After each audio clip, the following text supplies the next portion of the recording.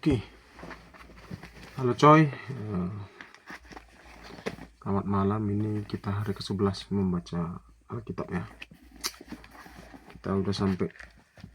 Kita hari ini membaca mulai di kitab Imamat sampai di Imamat 13 tentang sekelumit aturan yang ditetapkan oleh Allah kepada umatnya Israel, di mana juga di dalam kitab itu ditetapkan imam dan pemimpin para imam, yaitu Harun dan anak-anaknya.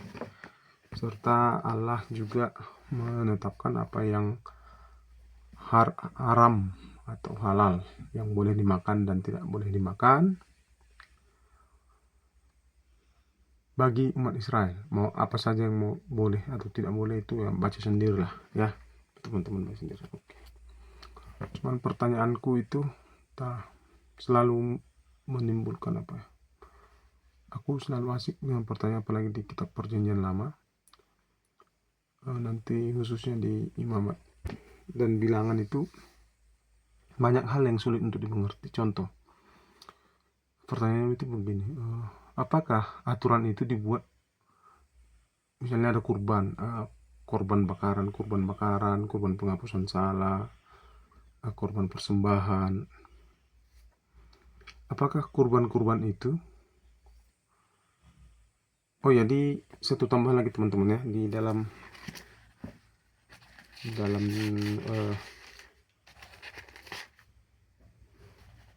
kitab di TB2 ini itu nggak disebut korban lagi ya, tapi kurban. Tidak disebut korban lagi. Kalau di ini TB1 itu masih disebutnya korban ya. Kalau di sini korban, kalau di sini itu disebutnya kurban. Nah,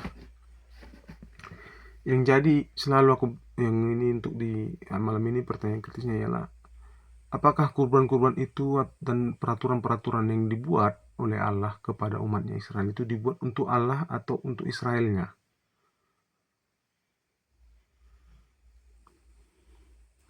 Karena aku nggak mau berasumsi. Itu aja ya. Lalu ini buku yang semalam aku baca, yang udah selesai aku baca. Ini buku menarik. Satu yang paling menarik ialah ternyata dari ke-12 murid Yesus, termasuk Yesus sendiri atau dari rombongan Yesus dan murid-muridnya, yang bukan orang Galilea itu hanya Yudas Iskariot. Tepatnya dia, kalau nggak salah, itu orang Yudea. Ada sini kita ngomongnya, tepatnya itu dia orang Yudea, kalau nggak salah ya, di buku ini. Tapi intinya dari ke-12 murid Yesus itu Yudas Iskariot lah yang bukan orang Galilea.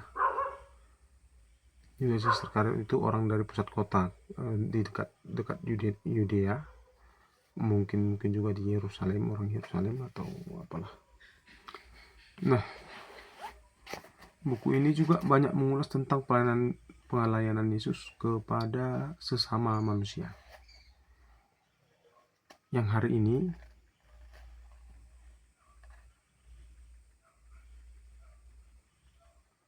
faktanya di dalam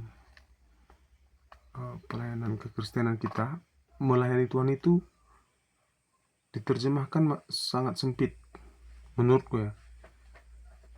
Sangat sempitnya itu, misalnya kalau bilang sedang melakukan pelayanan, kalau orang bilang melakukan pelayanan itu pasti di dalam benak itu pasti di gereja. Kalau bukan song leader, atau misalnya ada kegiatan di gereja, atau misalnya sebagai sintua atau apa, itu yang pelayanan. Tapi kalau misalnya orang yang memberikan dirinya kepada masyarakat, itu bukan pelayanan kepada Kristus. Itu kenapa menurutku kekristenan itu sekarang itu sepertinya tercerabut dari akarnya. Padahal kan perintah Yesus jelas, itu kasihilah sesama manusia seperti mengasihi dirimu sendiri. Faktanya ialah sangat jarang sekarang kita dengarkan khotbah bagaimana mengasihi sesama manusia.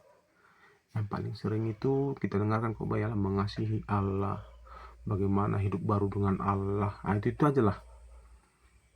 Tapi bagaimana hidup baru dengan sesama manusia, bagaimana mengasihi sesama manusia itu jarang atau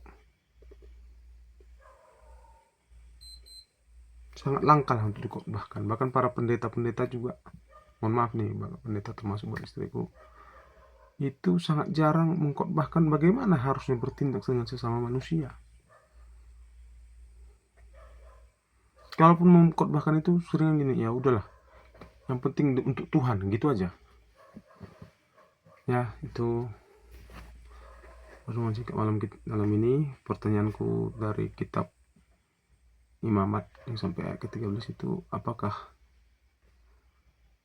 peraturan itu dan kurban itu dibuat untuk Allah atau untuk manusia? Itu dulu. Selamat malam, Horas.